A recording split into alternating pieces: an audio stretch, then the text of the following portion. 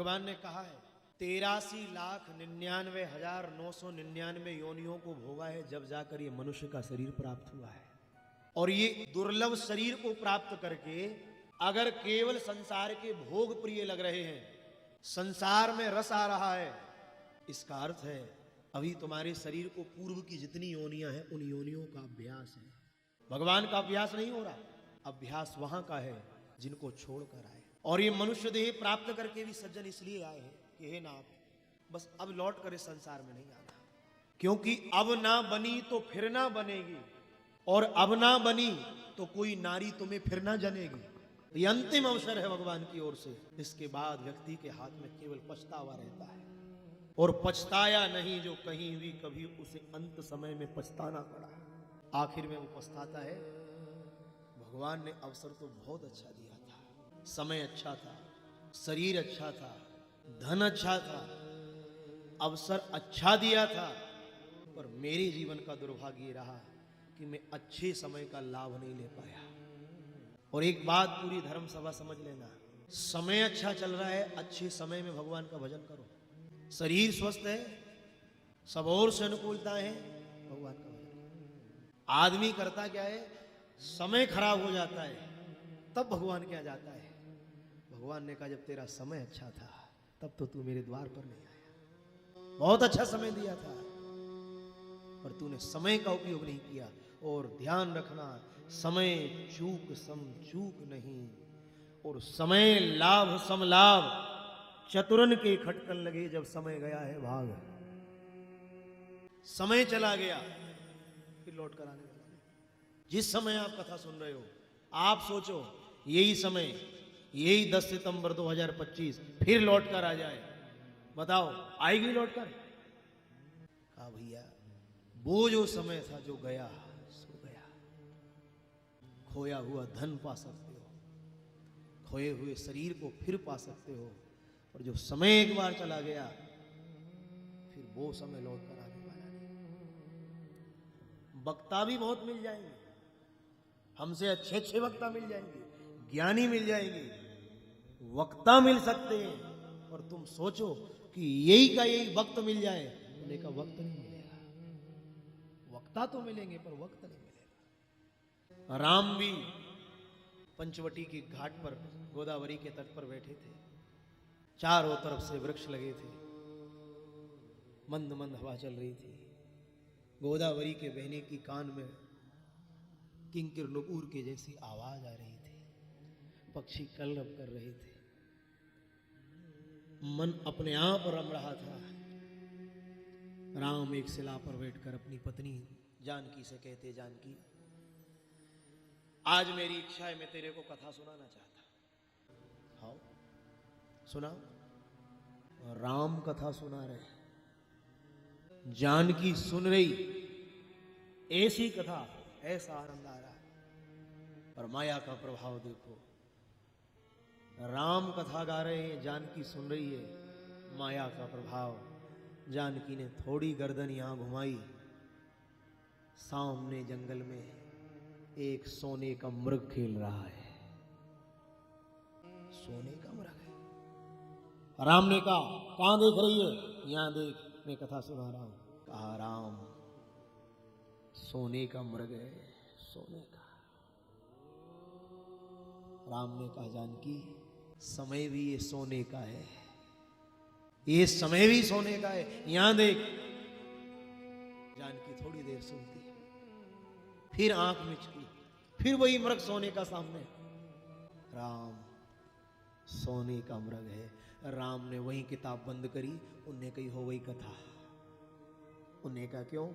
उनने कहा तेरे को सोना चाहिए, सोना सोना सोना। एक काम कर, अब तेरे को सोना ही दूंगा मैं, ले ले सोना। वो जो जानकी का हरण हुआ, लंका में जाकर बैठी, चारों तरफ से सोने की लंका, सोना सोना सोना, सब और सोना है। रावण कह रहे हाँ सोना मांगा था, ये सोना है, सब सोना है, सब और सोना है। जहां राम थे सोना चाहिए, सोना दे दिया, लंका में बैठ गई। रावण कह रहे सोने की लंका है, उन्हें कहा राम चाहिए। उन्हें कहा जानकी एक ही मिलेगा, या राम मिलेगा या फिर सोना मिलेगा, दोनों थोड़ी मिलेंगे। तू राम को भी चाहे और सोने को भी चाहे, या सोना है या राम है। वहां राम थे, सोना नहीं था। यहां सोना है, राम नहीं। राम ने रावण का वध कर दिया, लौट कर अयोध्या आ गए, राजा बन गए। फिर एक दिन जानकी ने कहा, भगवान वो कथा सुनाओ जो आपने पंचवटी पर अधूरी छोड़ दी थी। राम ने कहा, अब कथा था नहीं सुनाएंगे। क्यों? आप वही राम नहीं हो। उन्होंने कहा, राम तो है जानकी, और एक बात कहें, जब हम बाबा राम बने थे तब तो तूने कथा नहीं सुनी, अब राजा राम बन गए तब तू कह रही कथा सुना। हम बाबा बनकर गए थे, कथा सुनाएंगे, पर बाबा राम बनकर गए तब तूने कथा नहीं सुनी, अब राजा राम बने तब कथा सुनती है। ध्यान रखना जानकी, वक्ता तो मिल जाएंगे और वक्त नहीं मिलेगा। वो जो पंचवटी का वक्त निकल चुका है, अब लौट कर ये जीवन में आने वाला नहीं है। और मेरी कथा सुनना है तो मेरे से भी पहले मेरी कथा लिखी जा चुकी है। जाओ गुरुदेव वाल्मीकि के आश्रम चली जाओ, अब कथा वाल्मीकि जी सुनाएंगे तुझे। इसलिए समय चूक सम चूक नहीं, और समय लाभ सम लाभ, चतुरन के खटकन लगे जब समय गया है।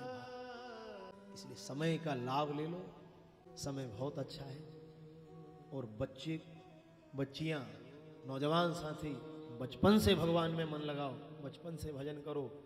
बचपन से भगवान का भजन करोगे तो बचपन भी सुधर जाएगा और मृत्यु भी सुधर जाएगी। और तुम बचपन से भजन मत करो, कहो कि बुढ़ापे में करें, तो भगवान ने कहा पोलियो की दवाई बचपन में पिलाओ तो अच्छे हैं। अब दादाजी 55 के हो जाएं और उनसे कहो मुंह खोलो, तो दादाजी कहेंगे दवाई काहे को खराब कर रहा है, ये बचपन में पिलाता तो 55 सुधर जाता। अब क्या लाभ, अब लाभ नहीं है। क्यों?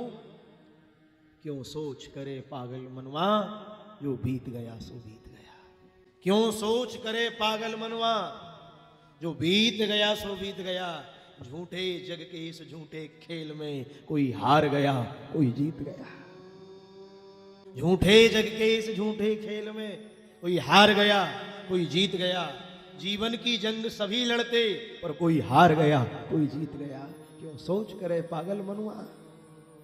इसलिए समय की बलिहारी है, समय का लाभ ले लो, और जिसने समय का लाभ ले लिया उनके जीवन का उद्धार हो गया। और एक बात, बहुत अच्छा भगवान ने सब दिया है तो बहुत ज्यादा उचक उचक मत करना। धन बहुत दिया है, यश बहुत दिया है, कीर्ति बहुत दी है, वैभव बहुत दिया है, बहुत ज्यादा मत उचकना। बहुत ज्यादा उचकोगे तो धोखा खा जाओगे। जो दिया है उसको प्रणाम करके माथे से लगाना, भगवान तेरा जो दिया सब तेरा है, तन भी तेरा, मन भी तेरा, धन भी तेरा, जो कुछ है सब कुछ तेरा, केवल तू है मेरा, सब तेरा है।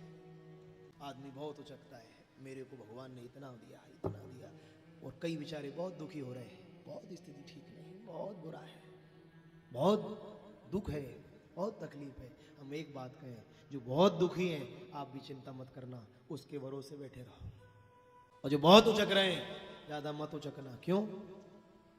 आप देखना, हलवाई के बर्तन आते हैं, किसी में चकती रखाती है, किसी में गुलाब जामुन रखा है, किसी में बर्फी रखा है, किसी में बूंदी रखा है, किसी में कड़ी रखा है, किसी में सब्जी रखा है, किसी में खीर रखा है। सब अलग अलग बर्तन आते हैं, सब कुछ रखाता है। पर हलवाई के पास जाकर देखना, सारे बर्तन सब में कुछ ना कुछ रखा है, सब रखने के, और उसके पास एक बर्तन, एक हथियार ऐसा रहता है जो दोनों तरफ से सपाट होता है।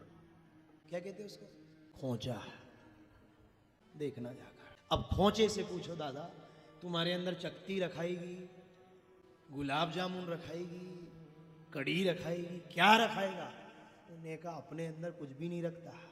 तो हलवाई कहता है असली काम यही करता है, और मजा यही दे रहा है। क्यों? जो खीर चढ़ी चूल्हे पर और बनते बनते जो बबूले उचकना चालू हुए, बुलबुलाहट हुई, ऊपर वाले उचक रहे हैं और नीचे बेचारे चिपके जा रहे हैं, लगे जा रहे हैं, जले जा रहे हैं। ऊपर वाले उचक रहे हैं, दड़दड़ाहट उचक रहे, ये खोचा लेके खड़ा। उनने कहा ज्यादा मत उचक, एक खोचे में पलटी खिला दूंगा तेरे को। नहीं माना, बहुत समझाया, मत उचक मत उचक। उसने जो खोचा लिया और जो चलाया तो ऊपर को नीचे और नीचे को ऊपर कर दिया। एक खोचा में उसने नीचे को ऊपर और ऊपर को नीचे कर दिया। ये भगवान करता है। जितने उचक रहे हो, जितने उचक रहे हो, समय का खोचा उसके हाथ में, और जितने दुख पा रहे हो चिंता मत करना, एक खोचा मारने की देर है। जिस दिन खोचा मार दिया, उचकने वालों को नीचे और नीचे वालों को ऊपर कर देना। इसलिए भगवान से कहना, भगवान चढ़ाए तो तू मुझे तेरी पेड़ी पर चढ़ाना, और कभी गिराए तो तू मुझे तेरे चरणों में गिराना। मैं गिरना भी चाहता हूं, पर तेरे चरणों में चढ़ूं। जहां चढ़ाना है, मैं केवल तेरे द्वार चढ़ना चाहता हूं, और कोई द्वार नहीं। सब छूटे छूट जाए, बस एक तेरा द्वार नहीं छूटना चाहिए। तब तो मानू मेरा समय अच्छा चल रहा है। क्यों? 24 घंटे में एक बार आपको अपने दरबार बुला लेता है, पूजा में बुला लेता है। एक सप्ताह में मंदिर बुला रहा है, 15 दिन में बुला रहा है, 2 पक्ष में बुला रहा है, 1 मास में बुला रहा है। समझ लेना अभी समय अच्छा चल रहा है।